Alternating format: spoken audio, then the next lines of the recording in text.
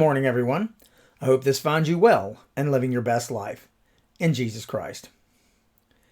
Nancy and I were talking the other day, and we agree that we have been so very blessed in the last few years, and we count those blessings every day. But with that said, sometimes we find ourselves in a state of worry, mostly about what the future will bring. Nancy, in particular, is haunted by these types of thoughts. Like everyone we know, change is hard on us. Nancy says we've had too much of it in our lives for her taste. As much as we work to maintain our faith that, as Paul tells us in Romans 8:28, all things work together for the good of those who love God, to those who are called according to his purpose. Nonetheless, it's easy to look at the future and be faced with dread and fear at the possibility of major changes in our lives. The reason I bring this up is Nancy came to me yesterday very upset because of some bad news she received that could and probably will have a major effect upon our lives in the future. Even though we have known of the possibility of this occurring for quite some time, it seems that as each day passes, it becomes closer to reality and grows larger in our minds and our hearts. It saddens me deeply to see my beautiful bride so burdened by doubt and fear, and I can't help but be affected by it myself. Life's like that, as we all know, each season in life eventually giving way to another season. Spring rains turning into summer's green happy days is something that everyone welcomes.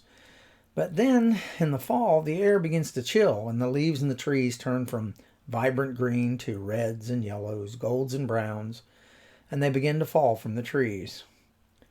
As I've mentioned before, fall is all about change to me. It's a time for me to look at my life and acknowledge God's hands in all things and be comforted by the knowledge that He alone is in control. See, I welcome when the leaves fall. But there are moments, like now, when I want to stop them, keep them green and on the trees, because they represent an unknown change or a change that I fear is inevitable in my life and in our future. I want time to stop, and that's simply not part of God's plan. Sometimes I become overwhelmed with a sense of worry about this future I see dimly reflected in the seasons change, and I allow myself to ruin my days with dark thoughts of a coming winter in our lives. I allow negativity to creep into my life and start to feel that old helplessness rise up in me that I thought I had conquered with God's help a long time ago. I want to keep those old leaves on the trees and just stop that future from coming. Well, fortunately, the trees and the seasons, they don't listen to me. They listen to the Creator. In order to flourish in the new season, the tree must let go of its decayed leaves. They've performed well for the term, but their time has drawn to a close. As I watch the swirling leaves stirred by the wind, I am reminded that they display an important lesson for all of us to follow suit in a way. Just as the trees don't stubbornly hold on to their dead leaves, so we shouldn't hold on to any unnecessary weight in our lives.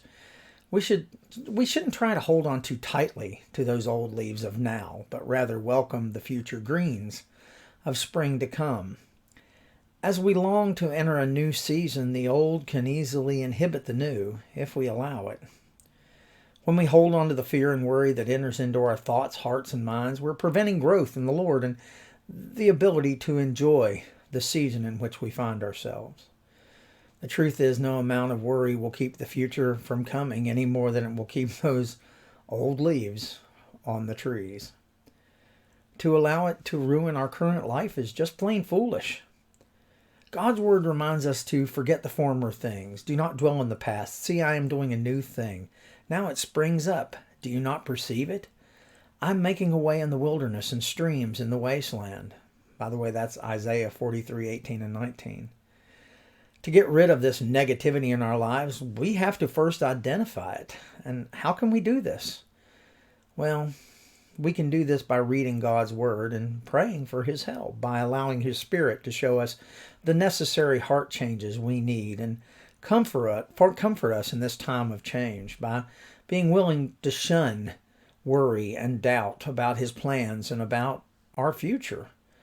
by asking God to help us let go of fear and embrace the change and just enjoy the season while we have it.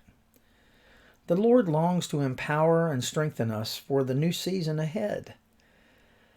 If we're not sure of the issues keeping us from enjoying the moment, He will show them to us when we ask. And if it's guilt from the past or worry from the future is preventing this beautiful new season, we have His promise to comfort us. Promises such as Ecclesiastes 3:1, which reminds us to everything there is a season and a time to every purpose under heaven. What are we holding on to that's preventing a freshness in the season ahead? And what might you be holding on to? Could it be that the decayed leaves are piling up and your heart needs to discard them for good? If so, do what I've been trying to do. Do what I do. Reach out to the Lord in prayer.